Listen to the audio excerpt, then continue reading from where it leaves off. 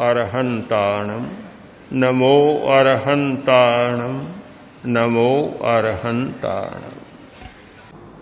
हमारे असंतुलन के मुख्य मुख्य कारण बनते हैं तनाव, आवेग और अपने प्रति एक निराशा की भावना। जब निराशा की भावना होती है, हर बात में संतुलन बिगड़ जाता है। चौथा कारण है बाह्य परिस्थितियों का प्रभाव। हम बहुत जल्दी प्रभावित होते हैं। एक मनस्थिति और दूसरी है परिस्थिति। परिस्थिति के अनुकूल हमारी मनस्थिति बन जाती। यद्यपि हमारी चेतना की स्थिति है, मनस्थिति स्वतंत्र होनी चाहिए, किंतु परिस्थिति जैसी होती है आदमी वैसा बन जाता है। बहुत कम लोग अपने आप की मनस्थिति को परिस्थिति से मुक्त रख पाते हैं, और जो परिस्थिति से मुक्त रख पाते हैं वे ही लोग एक अच्छा निर्णय ले सकते हैं और अच्छा काम कर सकते हैं। इस प्रसंग में मैं एक पुराने घटना का उल्लेख करना जरूरी समझता हूं। घटना है 2500 वर्ष पहले की। महाराजा प्रसेनजित जो मगध का सम्राट था, उसने सोचा कि मुझे अपना उत्तराधिकारी नियुक्त करना है। तो पुरानी परंपरा थी कि बड़ा लड़का होता वह राजा का उत्तराधिकारी बन जाता, किंतु प्रसेनजित ने सोचा कि मैं ऐसा नहीं करूंगा।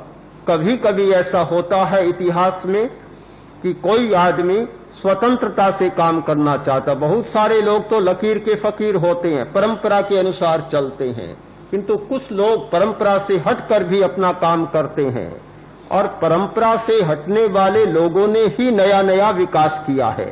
केवल रूढ़ी पर चलना, परंपरा पर चलना, वह कोई नई बात नहीं हो सकती और उसमें कोई नया विकास नहीं हो सकता।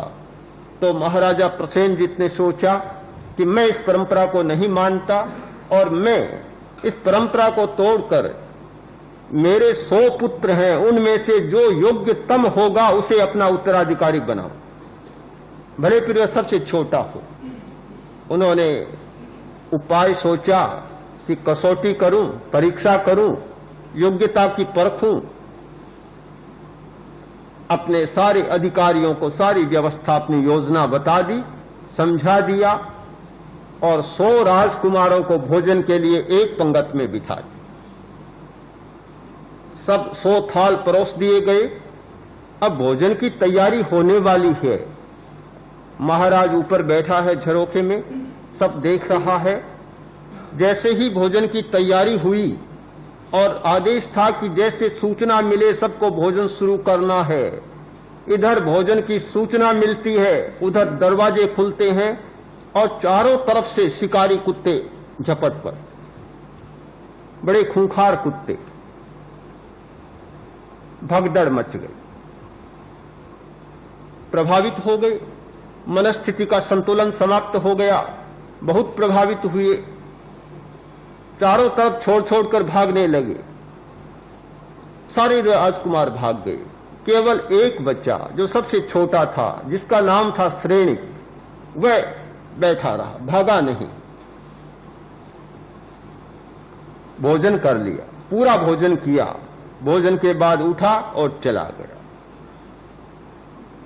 दूसरा दिन हुआ, राजसभा जुड़ी, 100 राजकुमार सामने बैठे हैं, पूरी मंत्री परिषद, सारे अधिकारी, सांसद और नगर के मुख्य प्रतिष्ठित सारे लोग बैठे हैं। राजा ने कहा कि मैं आज अपने उत्तराधिकारी की घोषणा करना चाहता हूं। लोगों को आश्चर्य हुआ, घोषणा की कौन सी बात है, बड़ा राजकुमार होगा। तो राजा ने ओथ साफ किया कि मैं इस परंपरा को तोड़ना चाहता हूं और मैं उसे अपना उत्तराधिकारी बनाऊंगा जो सबसे योग्य होगा, और मैंने योग्यता की कसौटी कर ली है और वह कसौटी अब आपके सामने प्रस्तुत करना चाहता हूं। सारे राजकुमार भी चौकन्ने हो गए। हर व्यक्ति सोचने लगा कि किसका नाम आएगा। शायद यही सोचने लगे मेरा नाम आएगा। हर व्यक्ति के मन में एक भावना होती है, आकांक्षा होती है। सब अपने अपने मुंह की ओर देखने लगे। लोगों में भी बड़ा कुतूहल पैदा हो गया और सब में जिज्ञासा जाग गई, बड़ी उत्कंठा पैदा हो गई कि क्या होगा।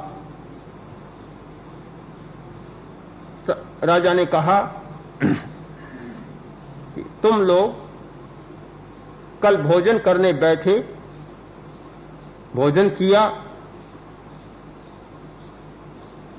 सबके सब एक साथ बोले कि महाराज भोजन कैसे करते हैं? आपके अधिकारी बिल्कुल व्यवस्था को जानते ही नहीं, व्यवस्था का कोई पता नहीं, इतने गैर जिम्मेवार हैं, अपना दायित्व भी नहीं निभाते।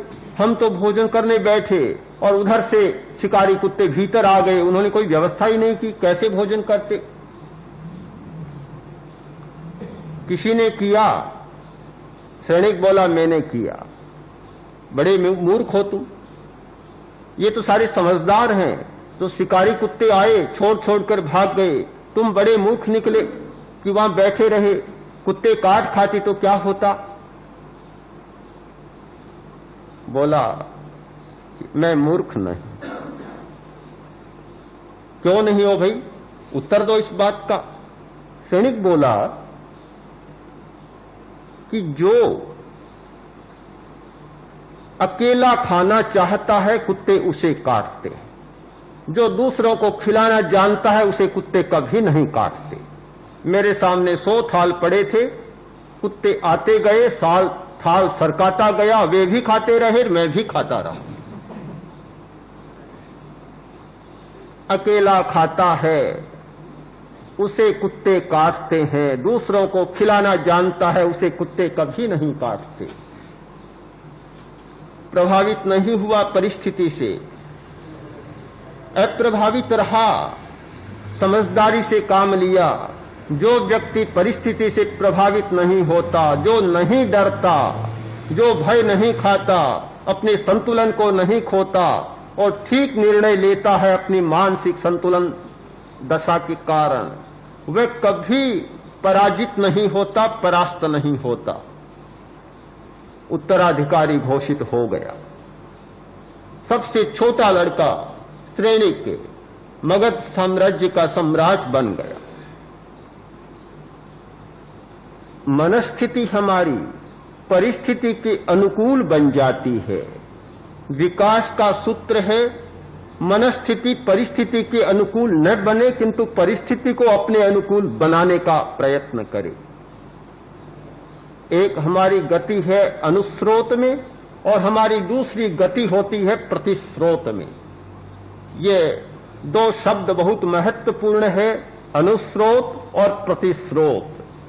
स्रोत के पीछे चलना और स्रोत के प्रतिरोध में चलना। अनुस्रोतगामी वह होता है जो स्रोत के साथ साथ चलता है। प्रतिस्रोतगामी वह होता है जो स्रोत के प्रतिकूल चलता है।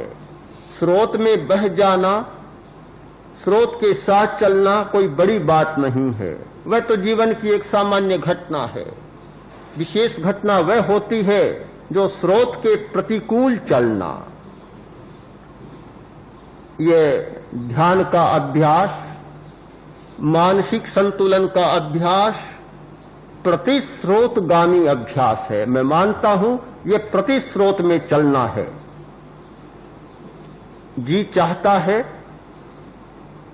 कि मन खूब भटके, चंचल बना रहे। अब उस मन को स्थिर बनाना, अस्थिर को स्थिर करना, यह प्रतिस्रोत में चलना है। आदमी चाहता है कि श्वास का पता ही न चले। श्वास के प्रति भला ध्यान देने की क्या जरूरत है? यह तो बेचारा ऐसा है कि बिना ध्यान दिए आता है, और हमारी ये मनोवृत्ति है कि जो बिना ध्यान दिए आए उसकी उपेक्षा करना हमारा पहला धर्म है। हम उस व्यक्ति की सबसे ज्यादा उपेक्षा करते हैं जो उपेक्षा करने पर भी अपना काम करता चला जाता है। श्वास की आप 1000 उपेक्षा करें, किंतु आता है तब तक आता ही जाता है। चाहे आप सोए रहें, चाहे जागते रहें, चलते रहें, चाहे बैठे रहें, घूमते रहें, कुछ भी करें, ये एक ऐसा बेचारा है कि दुनिया में इससे बढ़कर कोई बेचारा नहीं, जो हर स्थिति में आपका साथ देता है। पर इतना खतरनाक भी है कि जिस दिन साथ देना छोड़ता है तो सब कुछ बस समाप्त है। फिर भी हम श्वास की बड़ी उपेक्षा करते हैं। क्या कभी ध्यान दिया कि यह भी ध्यान देने जैसी बात है? कभी हम ध्यान नहीं देते, जबकि हमारे सारे जीवन का एक महत्वपूर्ण मानदंड बना हुआ है, एक सूत्रधार बना हुआ है, जिसके आधार पर हमारे जीवन की सारी गतिविधियां बदलती है, जिसके आधार पर हमारे जीवन की सफलता और असफलता को जाना जा सकता है। मानसिक संतुलन तब तक नहीं हो सकता जब तक श्वास का संतुलन नहीं होता।